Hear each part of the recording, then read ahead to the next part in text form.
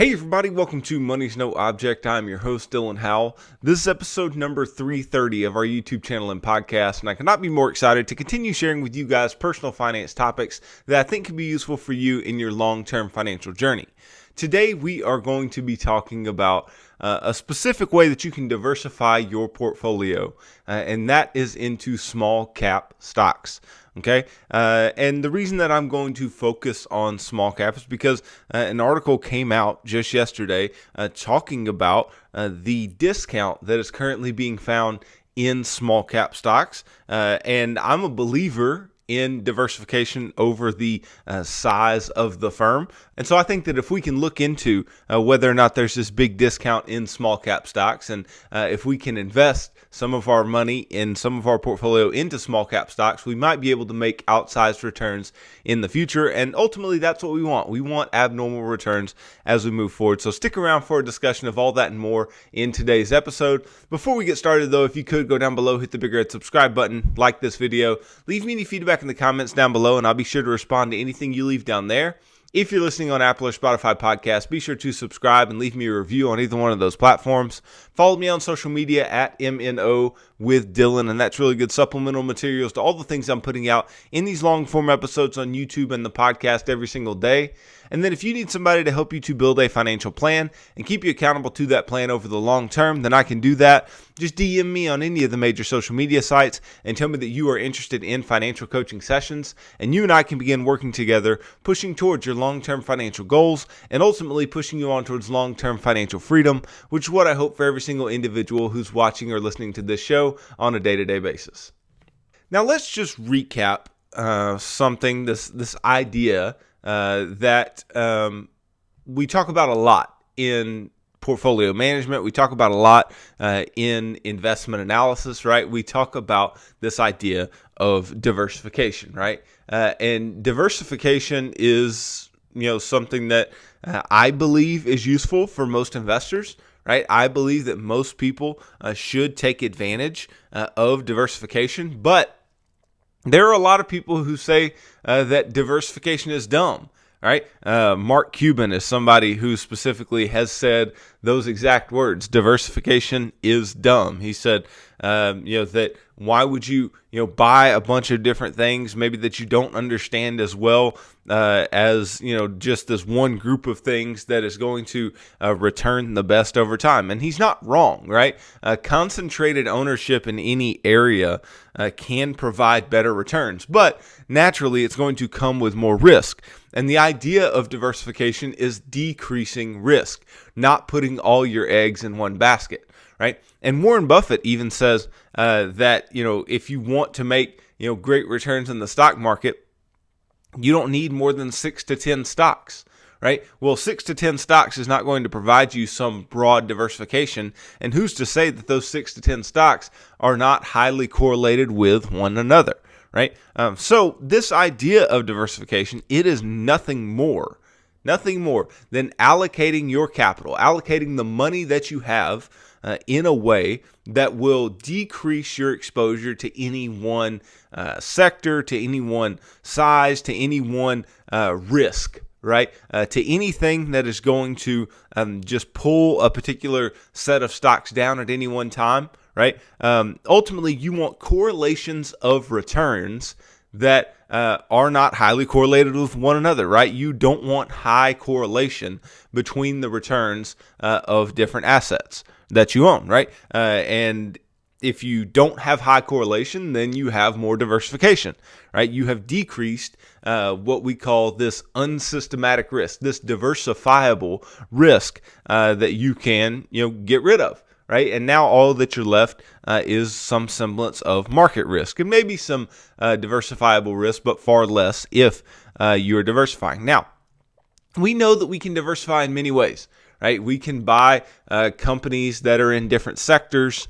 We can buy growth or buy value companies, right? And we can buy large or small companies, right? Because they are not going to move closely together. And I'll give you an example as to exactly how. So Vanguard is a company that I use for my investment accounts, and there are two ETFs that I hold that one tracks specifically large companies, right? And it's just the Vanguard 500 index, right? It is going to track large companies, and obviously large companies have done quite well in the recent past, right? Some of the big names that we all know. But I also hold the Vanguard Small Cap Growth Index Fund. So the Vanguard 500 is VOO, that's the ETF, and then Vanguard Small Cap Growth Index Fund is VBK, right? And VBK has still had a good year, but the year looks very, very, very different, okay? Now, if you want to just get an idea, if I just backed up to October 11th, right, and looked year to date on VBK, then we're talking only a 6.26% return this year, just year to date, right? You're like, okay, well, that sounds low, Dylan. That doesn't sound like, the returns that are being touted as, all great and awesome for this year. And I would agree, right? Because if you looked at the Vanguard 500 on October 11th, then the return would have been 17.85%, right? So it was outpacing the VBK by over 11% year to date, just, looking at that particular date, October 11th. Now, if we go from the close yesterday, VBK has yielded 15.52% this year, right? So still a very good year thus far. But compared to the Vanguard 500 index, it has provided 26.61% this year. So still over an 11% clip difference between the Vanguard 500 and the VBK. Well, something that we typically know is that all else equal, you take more risk, you get more return, okay? And if that's the case, then we would assume that small cap growth companies have more risk associated with them than does large cap companies, right? Vanguard 500 index companies, right? So why are we seeing greater returns associated with the larger companies? Well, it has to do with a lot of different factors, right?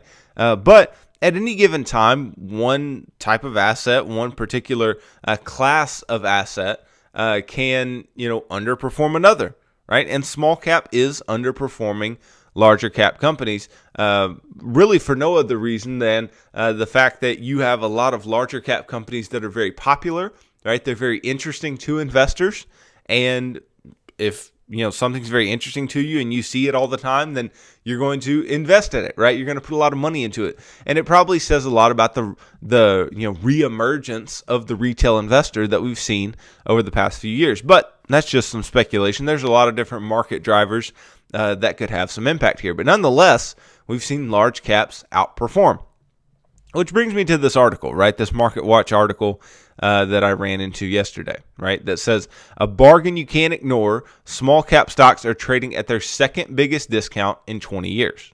So let's dig in a little bit. Small cap stocks as a group are bargain priced relative to the more popular large caps, but you may be surprised as to just how cheap they are. And wait until you see their performance from similar valuation levels. Look at this 20-year chart. So they provide a 20-year chart which shows the weighted forward price to earnings ratio for the S&P Small Cap 600 Index (SML) versus the large cap benchmark S&P 500 Index. So let's just remind ourselves what this means, right? The PE is the price to earnings ratio, right? And that's just saying the price of a stock at any given time divided by the earnings per share. And what this is this is a relative valuation metric, right? This is a way that we can look at two stocks that are not priced similarly, that don't have similar per share earnings, right? And you can say how expensive is each one of those stocks relative to their earnings, right? And so it just kind of gives you an idea as far as valuation, whether a stock is particularly cheap at any given time or whether a stock is particularly expensive at any given time, okay? And so they're just looking at the small caps versus the large cap S&P, okay? And what they end up showing, right, is that, from 2001 all the way to 2020, that we are at our second lowest level that we've ever been as far as the PE relative to the PE of large cap companies, because what you would expect is that small cap companies would have PEs that are much higher, right? And the reason that is because these are probably companies that have less in the way of being super profitable, right? First of all, and then they probably have a lot in the way of speculation in the price, right? At most times, relative to the amount of earnings that they actually have. People are investing in them because of their forward potential, not necessarily because the company is just something great and large right now. But what you're currently seeing is that that's not really the case, right? The larger companies are getting a lot of the speculation as well, and are getting a lot of the run-up in price as well. And so you're seeing, relative to the large companies, that the PE is just not all that high for the small cap companies. Now, William Watts reported on what appears to be a breakout for small cap stocks after 8 months of relatively flat performance. This is based on the movement of the Russell 2000 index. So the Russell 2000 is an index that it has smaller companies in it. It's a better representation of a larger, broader stock market, right? So in this article, they're focusing on the S&P small cap index, which is far more selective than the Russell 2000 because most of its companies are profitable, right? S&P's criteria for initial inclusion in the index includes positive earnings for the most recent quarter and the sum of the most recent 4 quarters. Okay, so this can be useful for these valuation metrics because the Russell 2000 is not going to take into account profitability in this same way. So, aside from the early coronavirus pandemic doldrums of March 2020, the S&P 600 small cap index hasn't traded this low relative to the S&P 500 in 20 years. Here's a breakdown of the relationship between current and average forward PE ratios for the two indexes using weighted data compiled by FactSet. So here's just some information, just some data for you. So the current forward price to earnings ratio, right? So the current for the S&P small cap 600 is 15.63, which means on average you're paying $15.63 for $1 of per share earnings. Okay, but the S&P 500 is trading at $21.59 per $1 of per share earnings. Okay, and if you look at some longer term averages, right? So let's say a 3-year average for the small cap 600 is 16.69 PE. The S&P is 19.49.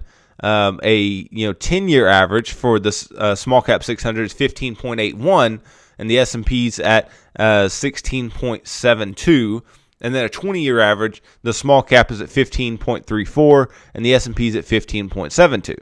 So you see that the small cap is kind of hovering around that 15, 16 range, but the S&P has had, over time, a marked increase in their PE, in the relative valuation that is showing up in those companies, okay?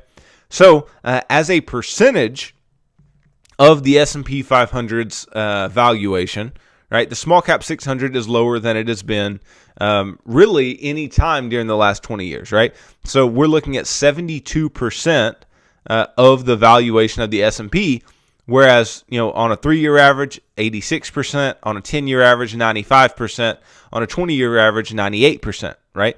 So we're saying this is a steep discount to the S&P 500. Now, the small cap group typically trades much closer to the valuation of the large caps than it does today, okay? Now, let's take a 20-year comparison of the total returns for the two indexes, okay? In an extended bull market, driven in part by historically low interest rates, it's understandable that the best-known stocks, large caps, have had the most benefit. But all of the above argue for adding exposure to small caps for the long term as a part of a diversified portfolio, especially if you have a lot of money in the S&P 500 index. So let's just take a look real quick. Let's just back it up. And I'll back it up 5 years on the two funds that I own. So VBK, the small cap index, over 5 years is 134.96%.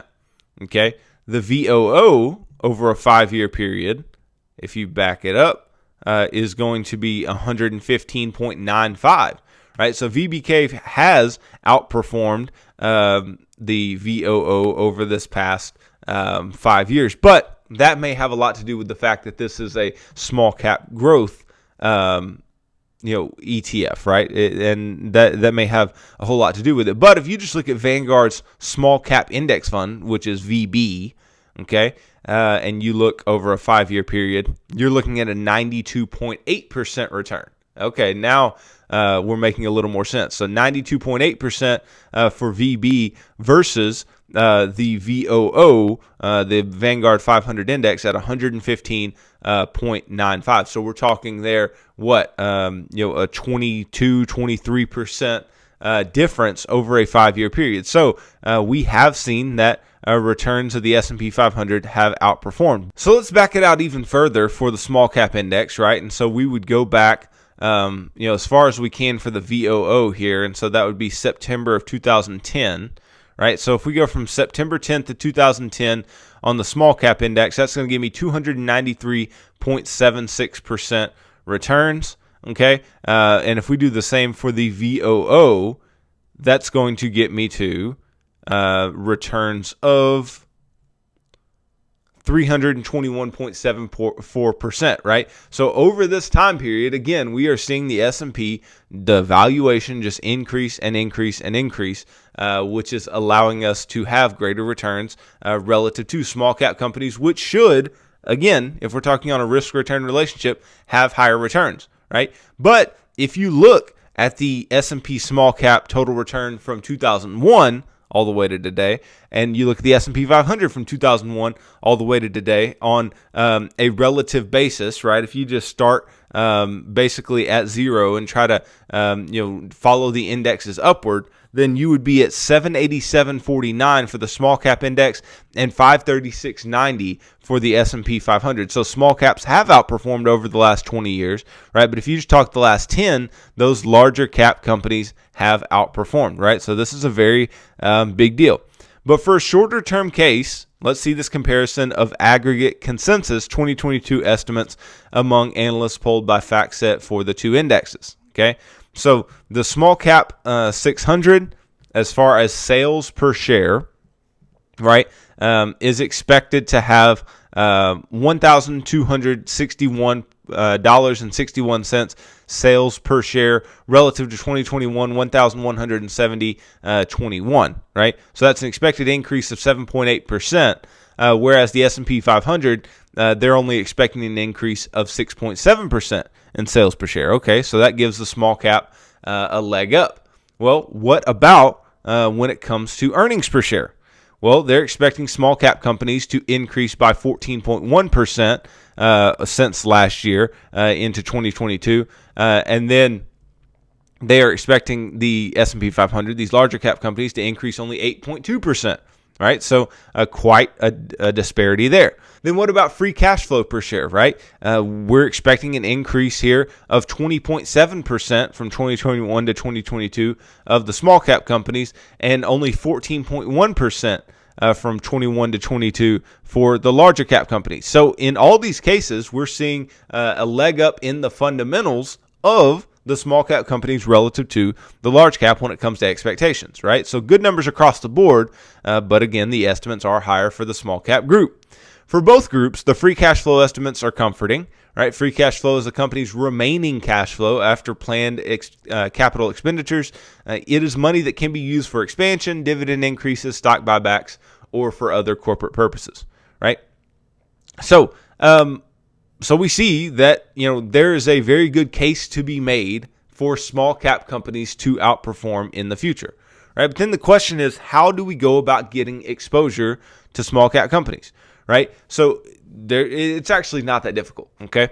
If you are fortunate to have access to, an employer-sponsored retirement account, a 401k, a 403b, any account of the like, the most important piece of advice that anyone can give you is to contribute at least as much as your employer's maximum contribution, right? At least as much as they are willing to match, right? If you do that, you have an immediate 100% return on your contributions, right? Then obviously we want to pay attention to fees. We want to pay attention to all those types of things. But ultimately, right, what are we what are we worried about, right? What is everybody so dang worried about when it comes to investments? They're worried about making good returns, right? They're worried about abnormal returns relative to the market, right?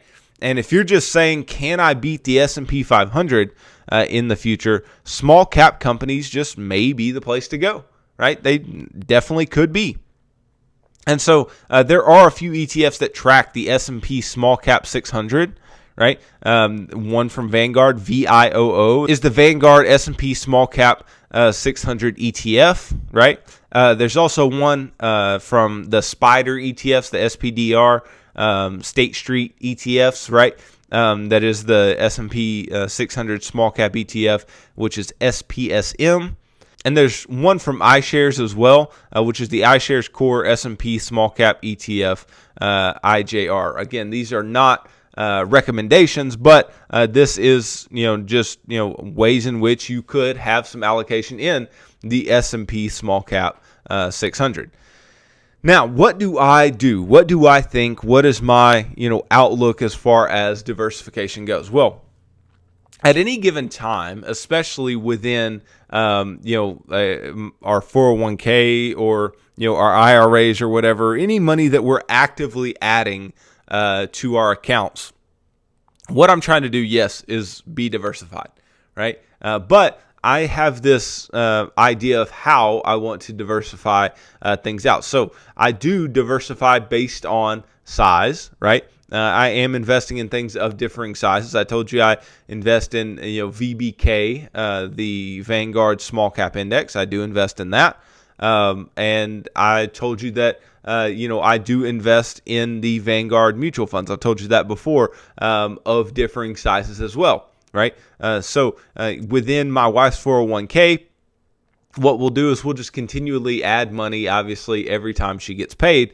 But there is an allocation into larger companies. There is an allocation into smaller companies. There's an allocation into international companies. There's an allocation into companies of different sectors, obviously, because these mutual funds are quite large and they hold a lot of different sectors. They're quite diversified in and of themselves, right? And in doing this, we're taking away some of the unnecessary risk. But as we add money, right, to each one of these different types of indexes, it doesn't mean that index is going to outperform in the future, right? So anything that is underperforming, we're still adding the same amount of money to it every single time, right? We're still dollar cost averaging into that particular index. So what we're able to do is we're able to buy things when they're cheaper, right, and hold them and continue adding to them as they go up.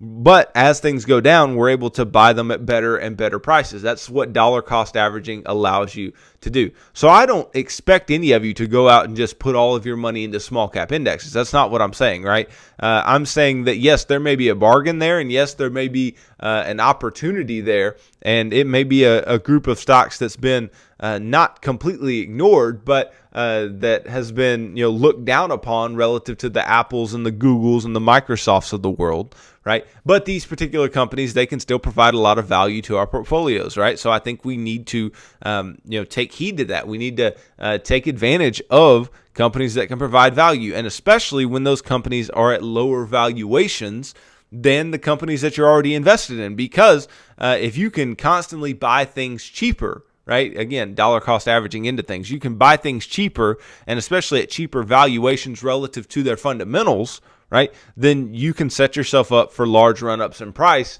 that you can take advantage of over time. Ultimately, again, I'm not trying to tell you to put all your allocation or more of your allocation than is expected into some of these smaller companies. That's not what I'm suggesting.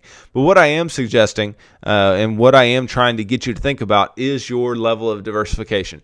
Is the fact that there are a lot of different ways in which you can invest. And I've told you before, I am not opposed to the idea of put all your money into the S&P 500 index and just let it ride over a long period of time, because ultimately that is proven to be valuable. That's proven to be a good way to invest. That's proven to be a way to make good returns over a long period of time. So I'm not mad at that, right? But things are a little more nuanced than that. Right? And there can be ways that you can make outsized returns, right?